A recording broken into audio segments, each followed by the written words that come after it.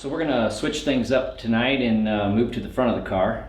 We've got the back end squared, lined up, pinion angle set, pretty good shape. So we need to address the front end. So I'm going to touch base on front end alignment. This might be a little longer than the rear because we split it up into several segments. But front end alignment is very easy. A lot of people are scared to do it, but it's simple once you know a few common steps that are the same on every car. So a little bit of terminology before we get started. We've got three things that we want to set to do the front end alignment: caster, camber, and toe in or toe out. We're going to be toed in for sure. So caster would be the angle of the strut leaning front to back. So the caster is basically this angle here from the center line of the strut mount down to the center line of the lower control arm mount. So that's the angle of the strut. So they're angled back. So the bottom is kicked forward. So that's caster. Camber is the tilt of the wheel and tire combination in and out. So we want to check the camber off of, basically if you just slice the tire and wheel down the center here, we want that to be 90 degrees. So this is camber, the tilt of the tire in and out, measured across the through the center line of the spindle here from the wheel rim to wheel rim. So we're going to use the rotor to check that because it's square with the wheel. So that'll be our camber. And our caster we're going to set off of the steering arm because it's machined square with the strut body. And then toe in or out is going to be measured off of the center line of the tire. And we want toe in. We're going to go for 1/8 of an inch toe in. So we want the two front tires to be tipped together in the center. So when they're going down the track, that they're pulling into each other. If the car has toe out, it will be very ill handling. It needs to be towed in. So the first step in this is to get a nice scribe line on each tire to measure from. And we're going to use a tape measure to the chassis, and we're also going to use our toe gauge on that center line. Do not use the mold line on the tire that is in it from the factory because they're not true. If you spin that tire, you'll see that mold break is not a true line. We want a nice square true groove line that we can measure off of because our toe in is only going to be 1/8 of an inch. So we need to be pretty accurate here. We can't, we're not going to be looking at a big number. So we need to be very true in that when we measure from the back side of the tire to the front side that we get that 1/8 of an inch. So like I said, the first thing we're going to do is get a scribe line. Now we use this little whizzy little fixture here. It's got a spring loaded mechanism that has a piece of tungsten in it, sharpened to a point, and we do a lot of front end alignment stuff. So we set this on the ground here, and then this little spring loaded arm will push against the rubber there, and when we spin the tire, it's going to put a little groove in there. So chances are you're not going to have this. So I'm going to show you something else here, which is this tool, this little stand that we use for setting the pinion angle. The bottle jack set on top of this. This is real easy to use, this and a scribe to do the same job. So we want to get the chassis up in the air so that the tire will spin freely. So I've got the jack set up here. I'm going to raise it up enough just so I can spin this, and then I'll just set this right here. And this tire, these are used tires, so you can't see the parting line anymore, but I like to go to the inside because the mold line is going to be right here between these two tread marks. But I'm going to go to the inside and make a nice little scribe line around there. So I'm just going to put this here, and I'm going to hold this little scribe right against there, and then I'm going to spin this around. And so I don't know if you can see it very clearly in the video, but I've got a nice groove mark that I know is true all the way around that tire. So I can see that very easily. Now to keep this short, I'm going to just do the one side, but we would then go to the other side, scribe the same mark on the other side just to the inside of that mold parting line. So now we've got us a nice true mark on that tire to measure off of. So I'm going to set this back down. So we're going to set the caster and camber first, and then we're going to set the toe last, and then we're going to check the, make sure the steering wheel is straight. So I'm going to set this back down, and we want to make sure that the chassis is at ride height, so it needs to be weighted properly, it needs to be full of fuel, it needs to be race ready when you set the front end alignment. So we've got it set back down, and we're going to use this this little digital protractor. I showed you guys this in several of the other videos. We use this for doing the pinion angle. We use it for setting the chassis level. This thing gets used a lot, so this is a nice little tool for using the front end alignment. So what we're going to do first is we're going to set each tire and wheel combination individually. So the first thing we want to do is get the tire and wheel combination square with the chassis. So we're going to measure over from the chassis to that mark that we scribed, front and rear, and then we're going to move this around and square that tire up. Now we don't care about that tire and wheel combination. We're going to get this one parallel with the frame rail. So once we do that, now we can check the caster and camber. So you have to set caster and camber in conjunction because of the angle of the control arm. When you move one, it'll affect the other one. So if I shorten this arm, it's going to take some caster out of it. If I pull this link in, it's going to take some camber out of it. So like I was saying, you're going to use this, and we're going to set this right on the rotor, and we're going to get a number. And surprisingly, this thing is pretty close because it's never been set because it's just our display. But this says 89.6, and the arrow's telling me that the bottom has to go in to get back to 0. So I would need to pull this link in to get the camber at 90 degrees. I want this at 90 degrees. Now the next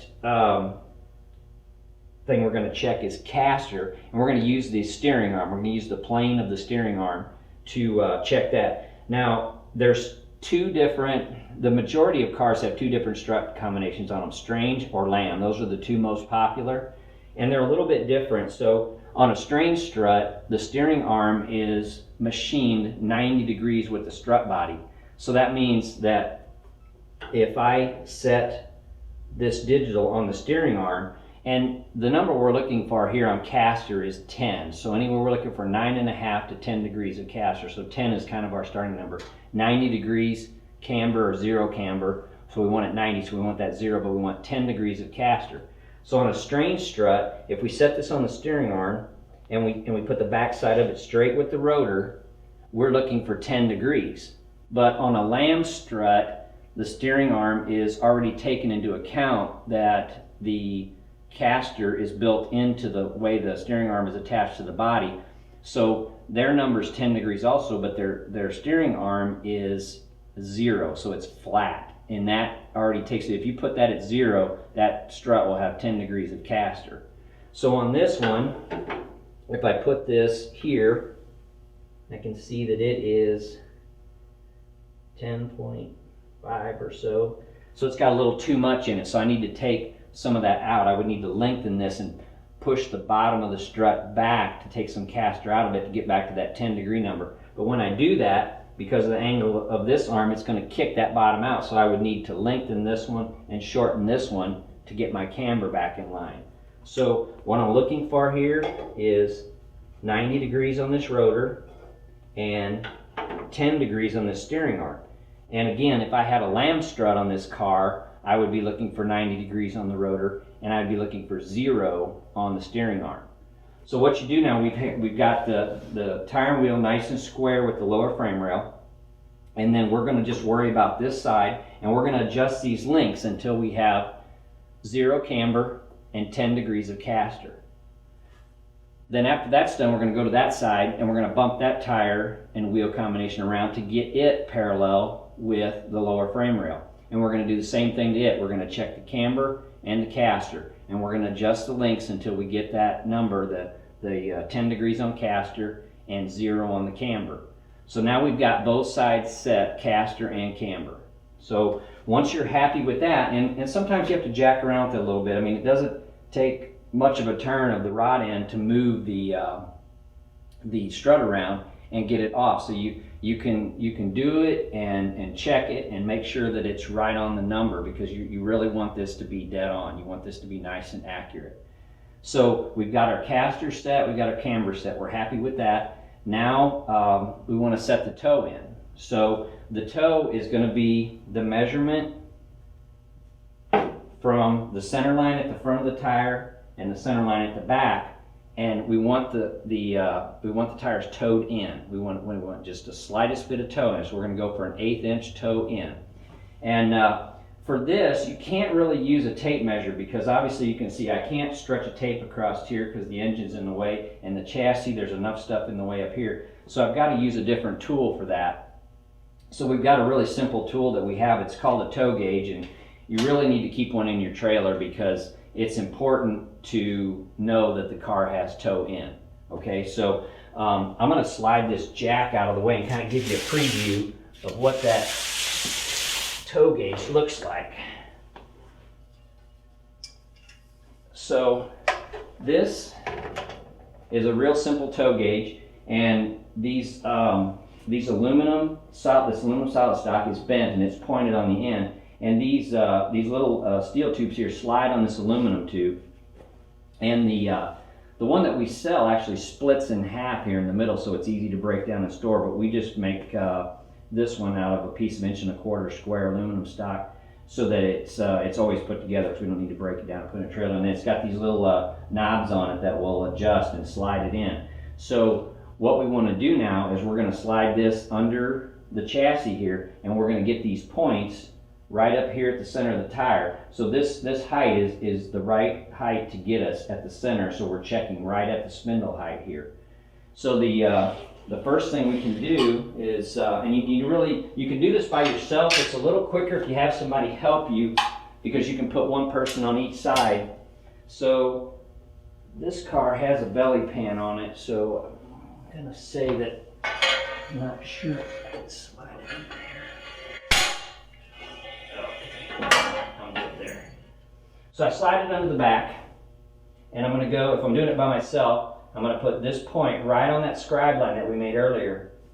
Then I'm going to go to that side and adjust that slider and put that point right on the scribe line. So now I've got a fixture here that is set on this scribe line to know, so I know what this dimension is across car. I don't care what the number is, but I know what that is by the points on here. So I'm going to lock that down, and then I'm going to very carefully slide this back.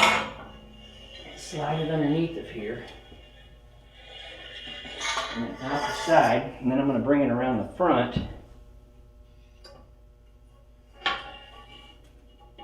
And this thing was a little wide, so it's going to look something. It's going to look something like this. Okay, so now I put that point on that scribe line, and I come over here, and what I'm looking for is for the pointer to be an 1/8 inch inside of the scribe line. So what it is I've got at the back of the tire, these are locked down on that scribe line, and then I'm going to bring it around the front and check it here, and I want to be an 1/8 inch in. So if I'm right on the scribe line, if both front and back end up being on the scribe line, that means it has 0 toe. So we want that towed in an 1/8 inch. We definitely don't want it out. So we want to tow it in an 1/8 inch. So then we would adjust our tie rod links here, because we've got a rod in, and they swivel here at the rack. So we'd have this unjammed, and we would turn these one at a time to get the toe into it. So once you move it here, if you pull this in, it's going to bring the back of the tire out. So you can't just leave it here and adjust this in, because you'll have too much toe in it. So as you adjust this, then you need to take this toe gauge and put it around the back again and readjust it so that it's back on the that scribe mark again, because as you move the front, it's going to twist the tire around and kick the back out. So we want this dimension from point to point will be different after you adjust the tie rod. So we're going to slide it back under the car, adjust it to the points again, bring it back around the front, and get our 1/8 inch of toe in. So 1/8 inch, 3/16, that's fine. We don't want to see anything less than an 1/8 of an inch. So we've got caster set, we've got camber set, we've got our toe set. So we've got 0 degrees on our camber, 10 degrees on our caster, and we have an 1/8 inch toe in. So the only thing left then is to center the steering wheel, and you can do that real easily by, obviously you can, depending on what steering wheel you have, you can just get the steering wheel straight. You can use that little digital protractor and put it across the spokes in the wheel and get that at 0. And then you're going to use that scribe line again, and you're going to use the tape measure off the chassis to get the numbers the same on both sides. So because we have an 1/8 inch toe in, theoretically we should have a 1/16 difference from side to side measured off the frame. So if I measure this side and it's 13 inches, this front dimension should be 12 and 15/16, 13 on that side, 12 and 15/16 on the front. So we should have a 1/16 in on the dimension on each side. And it's always good to align it with the wheel level and then measure it off the chassis. But you got to remember too, the chassis has been welded on, the lower frame rail has been welded on a lot. So depending on if the car is new or used or whatever, it may not, we're talking about a 1/16 of an inch, so it may not be totally accurate. You want to make sure that when you get to the track that you tow the car around or drive it around a little bit and make sure that that wheel's straight so that it's comfortable for you when you get into the car and it's not off center just a little bit. If it is, it's real simple to put the steering wheel back on center and adjust the tie rod lengths to get that back. So you wouldn't even have to check the toe at that time. If you turn one tube a quarter of a turn shorter, turn the other tube and make it a quarter of a turn longer. That way it stays, your toe stays the same and your steering wheel centers back up. So it's really important for driver comfort just to have the steering wheel centered. It's kind of a habit for everybody to kind of want to center the wheel back up on the way it looks. So if the car doesn't track straight with the wheel centered, then it's going to be a problem for the driver. So we've got caster set, camber set, we've got our toe set, and we've got our steering wheel centered. Check over everything on the front of the car, make sure everything's tight, make sure these are jammed, all the bolts are tight, make sure that everything is completely secure up front, check all the rack bolts. If this is a new build, or even if it's a one that you're just rechecking, it's important to check over all the mechanism in the steering to make sure that everything's tight, because these cars move around a lot, they're under a lot of stress, and things can loosen up over time. So you want to go over all the steering components and make sure that they're tight.